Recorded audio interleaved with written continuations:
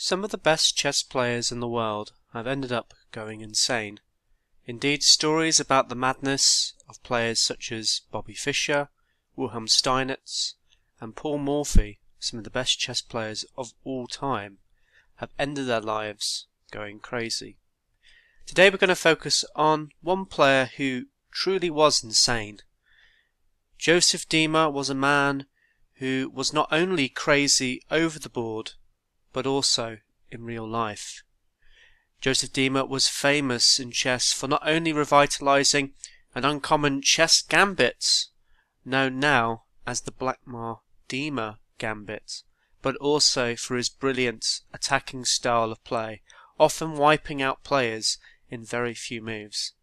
His pet gambit line was truly terrifying, and in our first game he shows us a stunning victory against a player known as Toff. So Josef Diemer, playing on the white side, starts the game off with d4, d5, e4, and on the move e4 this signifies what is known as the Blackmar-Diemer Gambit. White is willingly sacrificing a pawn, but argues he's going to get fast development and maybe even a quick checkmate. D captures on e4, black accepts. Knight to c3, knight to f6. It's not overly clear how white is going to recover this pawn on e4. But now the move f3. White is offering a second pawn. What could be the reason for his sacrifice? E takes on f3. And we now have a very unusual move. Queen takes on f3. Diemer was known for his unusual, even slightly dubious moves. But here, perhaps theory has told us that this move isn't as good as we like to think it is. By offering up a second pawn after queen takes on d4, white has allowed black to capture a second central pawn. Whilst I would say this line is slightly dubious, if black does not know how to find the right continuation, white will speed ahead in development. Bishop to e3. And here black makes his first inaccuracy of the game. Queen to b4. Much better is potentially queen to g4, as this tries to look for a way for black to try and exchange the queens off. A continuation on the database, and interesting enough, the continuation that's been played most by Diemer, goes like this. Queen to f2, avoiding the exchange. Now e5, h3, now hitting the queen, but the queen goes back to f5, now offering an exchange again. Knight to f3, bishop to b4. I would say here that there's not really a huge advantage for white at all in this variation. In fact, I would say it's just black's winning here. He's managed to catch up a little bit in developments. He's one move away from castling, and to top it all off, he is up 2 pawns here.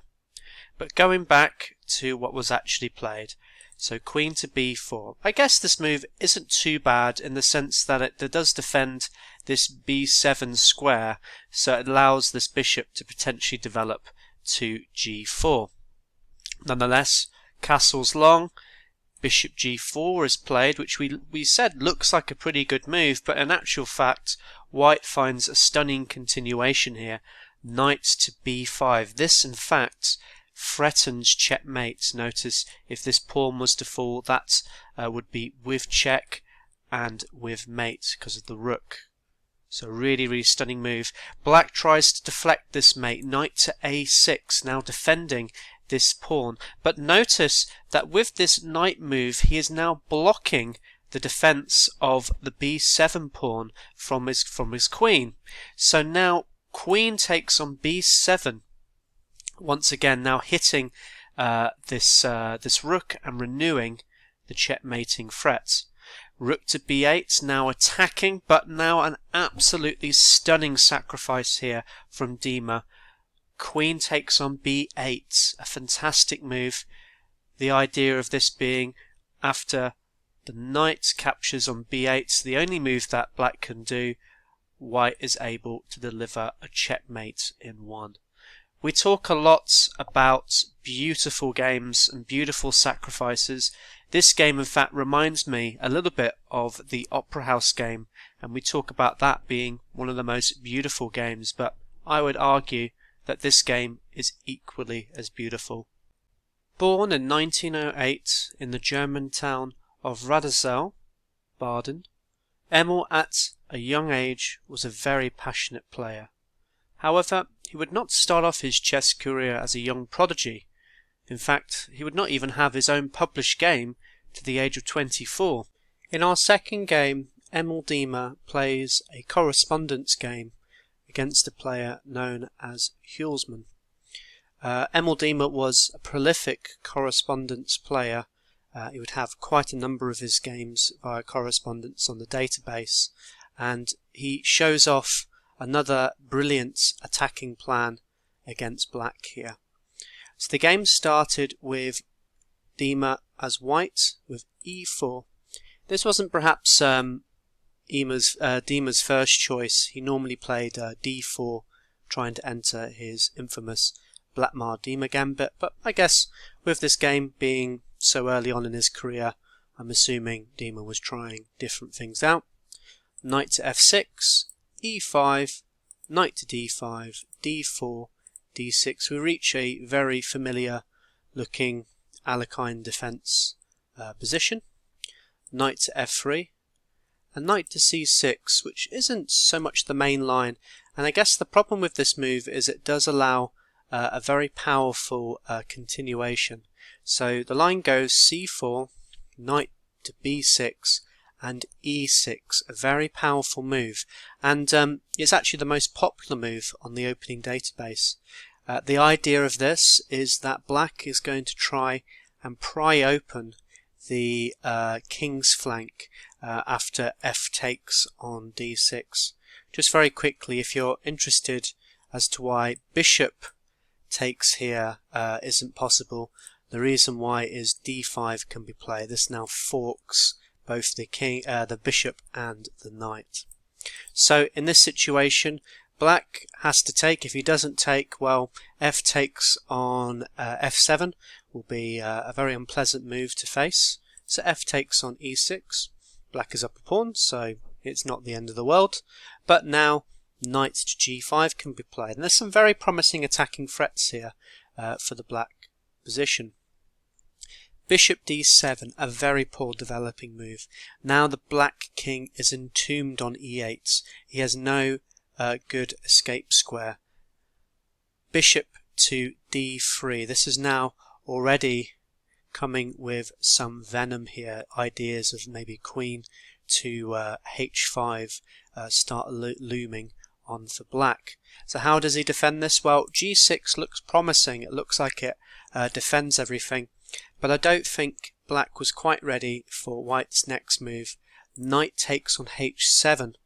Well, I guess here now black has really got no options here. If he does take with the rook, then bishop takes here with check, and after the rook comes to f7, instead of just banking on bishop takes on f7, which actually is losing, a much stronger move here to pretty much win the game outright is the move queen to f3. Now this has the threat of just simply taking off the rook without losing any material, and in actual fact this is really crushing for black. There's not a whole lot he can do. So going back to what actually happened in the game, so after knight takes on h7, I guess black knew he'd gone wrong with his move earlier with bishop to d7, as he now plays queen to c8 to try and create just a little bit of breathing room for his black king. Now bishop takes on g6 anyway, the king came to d8, the knights came to g7, now unleashing another threat of potentially knights to f7, forking both the king and the rook. Bishop came to e8, now deflecting this idea. So how does Diemer react to this? Well, he plays a really nice move here, queen to g4, now creating a new threat on this e6 square. Well, the bishop captures here on g6, why not? But now after knight takes on e6 with check, king to e8, This now allows queen takes on g6 with check again, and after the king came to d7, queen to f5. There's too many problems for black to solve here. A very simple continuation would be maybe, let's say, knight to d8, trying to exchange off some pieces in this attack. But now knight takes on f8 with check, king to e8, queen to g6 check. After king to takes on f8, funnily enough, after bishop to h6 with check again, and in actual fact black is forced to capture with his rook. So after rook takes on h6, which is forced, queen takes on h6. Black is in an utterly miserable position. He is down materially, and his king is still not safe. It's still got to be doing a little bit of running around in this position. In 1931, at the age of 23, out of work, he decided to join the NSDAP, also known as the German Nazi Party. Diemer was naturally obsessed in everything he did. Indeed, being part of the Nazi Party meant he became a relentless fanatic for the party during its early years. This period of time for the Nazi Party was known as Kampfzeit, the years of struggle, and Diemer was incensed to ensure its political success. In the party, Diemer took the role of chess reporter for the German Reich, which allowed him to become a professional chess player, going around to all important international events. In 1933, with his newfound professional chess career, Diemer had the opportunity to play Bogoljubov in a simultaneous, beating him in only 14 moves using his very unorthodox Unglen Gambit. A year later, Diemer would have similar success against world champion Alexander Alekhine in a simultaneous position. Although a very tactical position, Diemer came out on top against the world champion. Diemer was a great admirer of Alekhine, and in the tournament played in Hastings 1937, Alexander Alekhine made a very complimentary remark about Diemer's strength in combinations, a remark that stuck with Diemer, according to his biographer, for the rest of his life. Diemer was indeed a genius when it came to tactical combinational play, and throughout his life he delivered some stunning wins. This next game we're going to have a look at is another game that Diemer played against a player known as Ports. So the game once again started with Diemer playing as white, d4, d5, e4, d takes e4, knight to c3, knight to f3, f6, f3, e takes f3, queen takes f3. We've reached a very similar position to the one that we looked at in the first game. Bishop came to e3, and in this time, instead of going to b4, here the queen went to e5, after which castles was played, c6, now defending that weak b7 square, h3, bishop to e6, bishop to d3, knight b to d7, knight g to e2, castles long.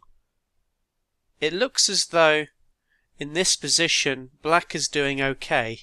He seemed to have managed to develop a little bit better than his first opponent, and well, it's not very clear where the advantage lies for black, but we're going to see in just a minute just how quickly this illusion crumbles.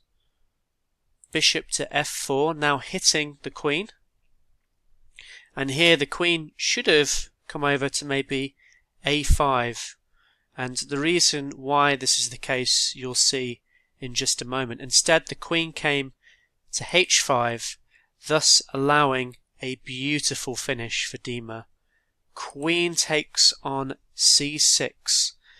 With check, there's no other moves that black can do. He has to capture b takes c6, after which Diemer finishes off with bishop a6 checkmate. He has reached what is known as a Boden checkmate, with the two bishops on f4 and a6. After World War II, Diemer would struggle as a professional player. With the Nazi Party gone, Diemer had to write many chess articles, play in similes, just so he didn't go hungry. In 1953 he would end up being banished from the German Chess Federation. The reason for his banishment was apparently he accused the federation of homosexuality and corruption of the young players. According to his biographer, whilst he never physically loved a woman, he believed homosexuality to be evil and corrupting. In 1955, Diemer would attract a following of players, many because of his analysis on the gambit at the time, known as the Blackmar Gambit. He produced many beautiful games with this gambit, where his surname would end up being attributed to the gambit. We're going to have a look at another game now, much later in his life in 1979, but still a nice beautiful miniature showing the potential of this particular gambit. The game went d4, d5, e4, d takes on e4, knight to c3, e5 was played, now giving back the pawn to white. Knight captured on e4 instead, e takes on d4, and bishop to b5 check. c6 was played, bishop came to c4, bishop to e6, looking for ways to try and exchange off some of the material and defend the position. But now Diemer plays a little tricky move here, queen to e2. Now, if you were black here, would you want to capture this bishop on c4? Well, in the actual game, his opponent did in fact capture here, which led to a beautiful checkmate and won. Knight to f6, checkmate. Notice that the queen has a discovered check against the king, but there's nowhere that the king can go to, and there's no way to be able to block with any of the pieces. A very, very nice checkmate. This concludes part 1 of our look into the life of Emil Diemer. If you like what you've seen, please join me in part 2, where we're going to be looking at the rise and the eventual fall and descent into madness of Emil Diemer. If you like what you've seen so far, make sure to leave a like on this video, and if you haven't already, make sure you subscribe to the channel for more future updates. Thank you very much.